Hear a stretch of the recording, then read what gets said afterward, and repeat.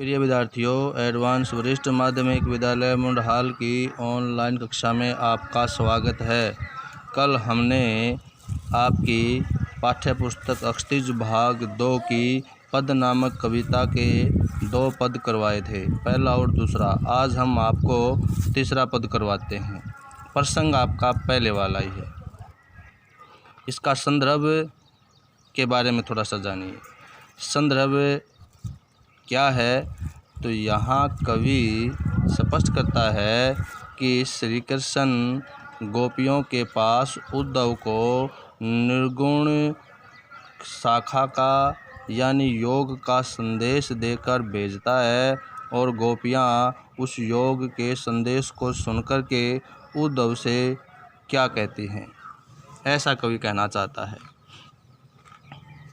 हमारे हरी हारिल की लकड़ी, गोपियाँ कहती हैं कि हमारे हरि, हमारे भगवान इष्ट देव श्री कृष्ण, हरि माने श्री कृष्ण या भगवान, हमारे भगवान तो हारिल की लकड़ी, हारिल पक्षी की लकड़ी के समान है। लकड़ी माने लकड़ी, हारिल पक्षी का नाम है।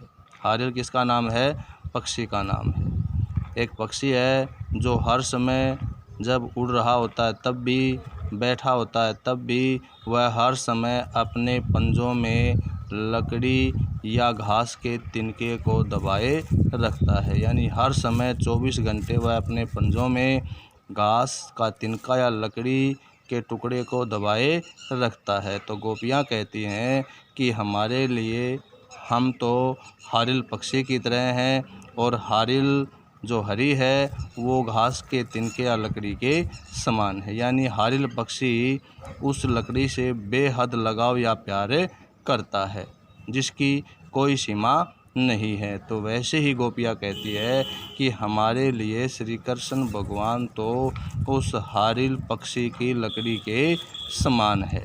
लाइन भाई, मन कर्म वचन नंद नंदन उर।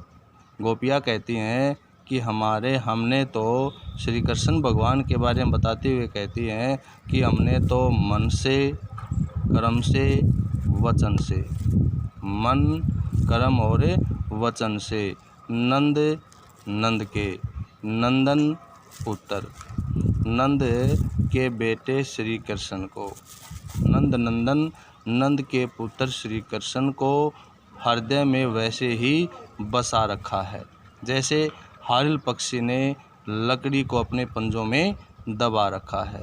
यह दृढ़ करी पकड़ी, यह माने इसको, दृढ़ माने मजबूती के साथ, करी पकड़ी उसको हमने पकड़ रखा है। गोपियाँ कहती हैं कि हमारे लिए तो, जैसे कभी गोपियाँ कहती है कि हमने तो मन से, वचन से और कर्म से नंद के पुत्र श्री कृष्ण को क्या किया है? श्री कृष्ण को कस कर पकड़ लिया है। दृढ़ करी माने कस करके, करी पकड़ी माने पकड़ लिया है। लाइन समझ में आ गई? हमारे लिए तो, गोपियाँ कहती है हमारे लिए तो श्री कृष्ण उस हारिल पक्षी की लकड़ी के समान है।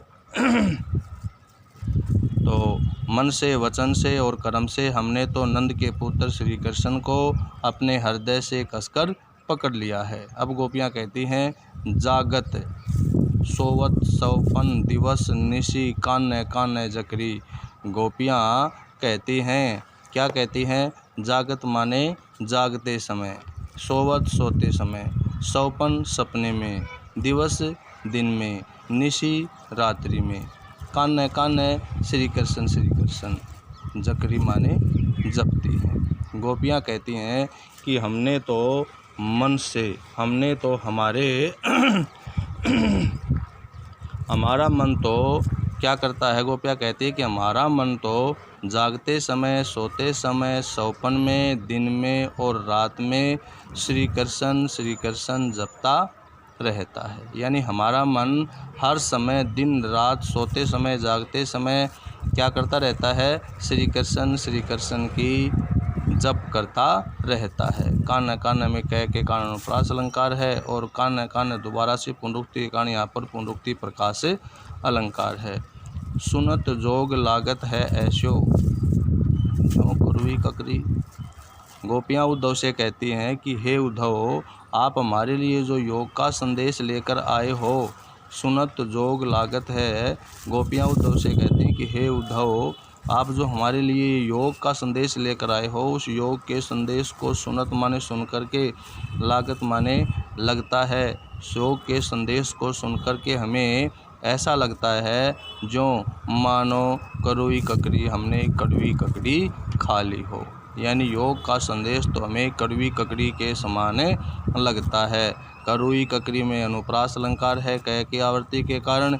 जो जैसे जो का मतलब मानो हमने कड़वी ककड़ी खा ली हो या कड़वी ककड़ी के समान लगता हो। तो यहाँ उत्प्रेक्षा। सू तो व्याधि हमको ले आए। गोपियाँ कहती हैं सू तो, तुम तो, सू माने तुम, तो माने तो, व्याधि माने ये योग रूपी बीमारी हमको ले आए, हमारे लिए कहाँ से ले आई। गोपियाँ कहती है हे उद्धव, सु माने तुम तो यह योग रूपी बीमारी हमारे लिए पता नहीं कहाँ से ले आए, देखी सुनी न करी। गोपियाँ कहती है न तो यह योग रूपी बीमारी हमने कभी देखी है, न कभी सुनी है, और न कभी इसको हमने भोगा है, ये हमने भोगी है। यह तो सुर तिन्ही ले सौंपो।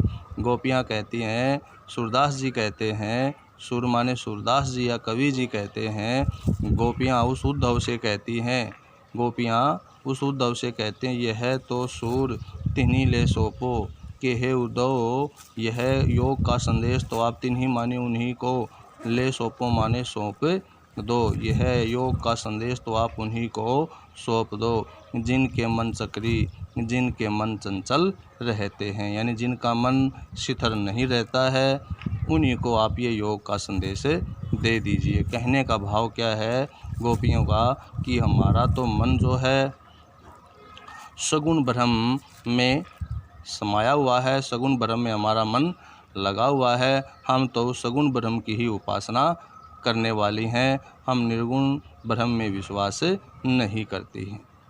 तो ये आपको पद समझ में आया होगा। इस पद के माध्यम से इसका भाव क्या है, इसका क्या अर्थ निकलता है, इन पंक्तियों के माध्यम से कवि क्या स्पष्ट करना चाहता है।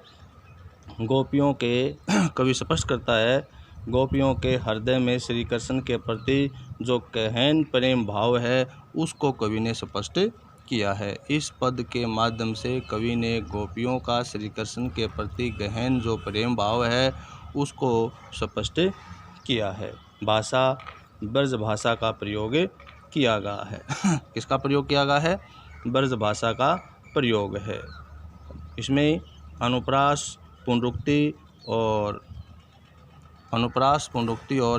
उत्प्रेक्षा अलंकार का प्रयोग किया गया है। इसमें माधुर्य गुण और वियोग श्रृंगार है, यानी वियोग का अर्थ है श्री कृष्ण गोपियों से दूर है तो उनकी वियोग अवस्था है, माधुर्य गुण और वियोग श्रृंगार है, और छंदबद्ध रचना है। तो आशा आपको ये पद अच्छी तरह समझ में आया होगा और साफ सुथरी लिखाई में अपनी कॉपी में इसका सरलार्थ लिख लेना और इस पद को अच्छी तरह से समझ लेना। धन्यवाद।